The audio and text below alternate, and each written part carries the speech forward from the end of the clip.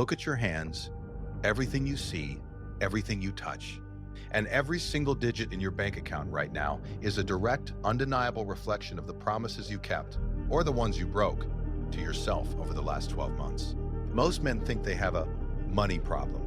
They think they're just one side hustle or one lucky break away from the life they dream about. But you're looking at the fruit while the roots are rotting right under you. You don't have a money problem. You have a discipline problem. And every hour you spend scrolling through someone else's success, every workout you negotiated your way out of, and every time you chose the comfort of the now over the work of the future, you paid a literal financial tax on your own potential. In this video, I'm going to show you exactly how much your lack of discipline is costing you in real dollars, and how to stop the bleeding before you go morally and financially bankrupt. Think about your average Tuesday. The alarm goes off. It's 7 a.m. Your first act of the day is a defeat. You reach out, your eyes barely open, and you hit snooze. In that one tiny motion, you have already told your subconscious mind that your comfort is more important than your mission. You've told yourself that your word means nothing. Then, you reach for the phone. You spend 45 minutes consuming the curated highlights of men who are actually out there winning, while you lay in a warm bed paralyzed by cheap dopamine.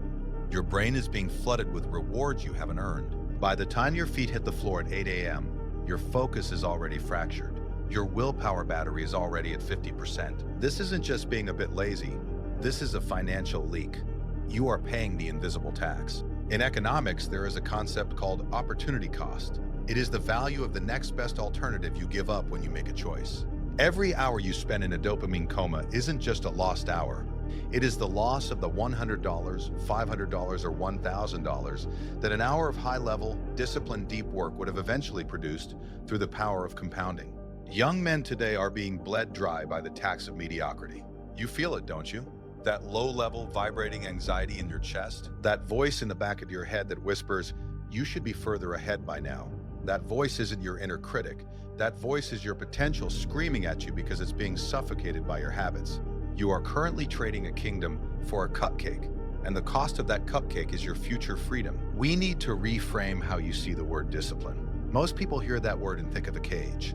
They think of a boring, robotic life where you never get to have fun. They couldn't be more wrong. Discipline is a system of leverage.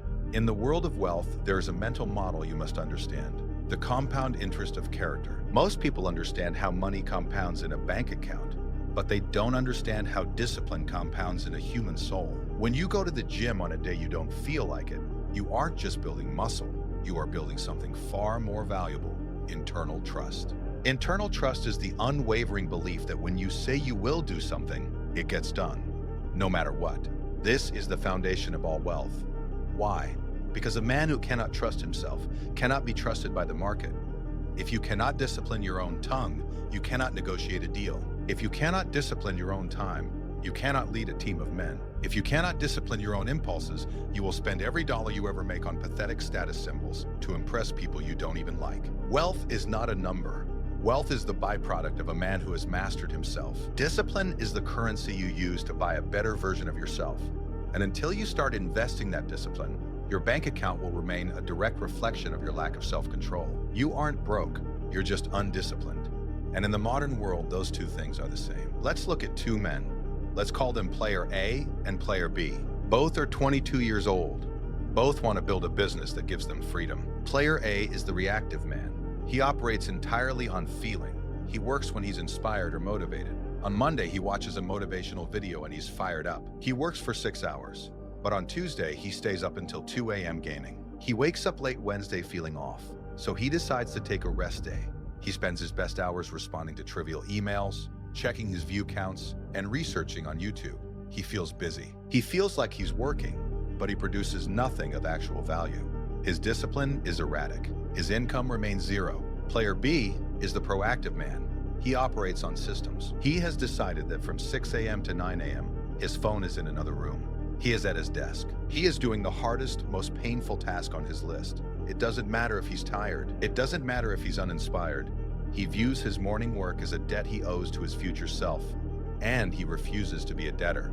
After 1 month, the difference between these two men is invisible. After 6 months, Player A is frustrated, calling the business a scam and looking for a new tactic.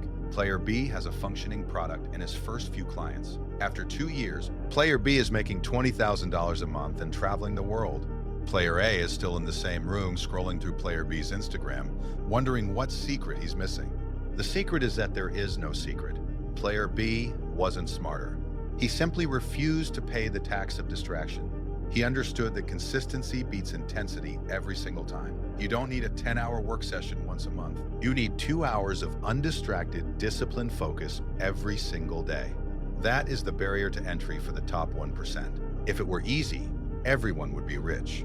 The hardness is the filter. If you want to stop the financial drain, you need a system. Motivation is a feeling, and feelings are unreliable. Systems are a structure.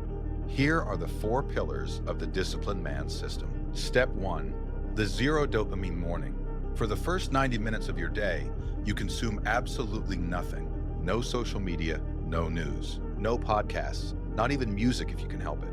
You produce. You use the highest state of your brain to tackle your big rock, the one task that actually moves the needle on your income. If you win the morning, you win the day. Step 2, the rule of 3. Stop writing to-do lists with 20 items. You're lying to yourself and you're training your brain to fail. Every night, write down the 3 and only 3 tasks that must happen tomorrow for you to be successful. If you do those 3, the day is a victory. This builds the habit of finishing. Step 3, architect your environment. Willpower is a battery that drains. If you struggle with your phone, put it in a timed K-safe or another room. If you eat junk, don't keep it in the house. Make the right choice, the easiest choice. Step 4, the time audit. For the next 7 days, track every 30 minutes of your life. Be brutally honest. When you see on paper that you spent 15 hours this week on entertainment while claiming you don't have time to start a business, the pain of that realization will be the spark you need to change. You can lie to me, you can lie to your friends, but you cannot lie to the spreadsheet. There are 2 types of men in this world. There is the man who is a slave to his whims. He is a leaf in the wind. When he feels tired, he stops. When he feels bored, he distracts himself. When he feels uninspired, he quits. He thinks he is free because he does whatever he feels like doing, but he is actually a prisoner of his own impulses. He will always be poor, if not in money, then in spirit. Then there is the disciplined man. He is the architect of his own soul. He does not ask his body if it wants to work. He tells it. He understands that true freedom isn't the ability to do whatever you want. It's the ability to do what you know is right, even when every fiber of your being is screaming for comfort. When you choose discipline, you are choosing control. And when you have control over yourself, you eventually gain control over your bank account, your environment, and your destiny. The money you want is currently sitting behind a door that only opens with the key of discipline.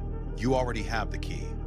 You've just been too lazy to turn it. Every day you remain undisciplined is a day you are actively paying for your own failure. Stop being your own worst accountant. Stop letting your potential leak out through the cracks of maybe tomorrow. If you're ready to stop paying the tax and start building the life you were meant for, hit the subscribe button. Join the men who choose the hard path. But don't just watch this. Go do the work. The clock is ticking and the bill is due.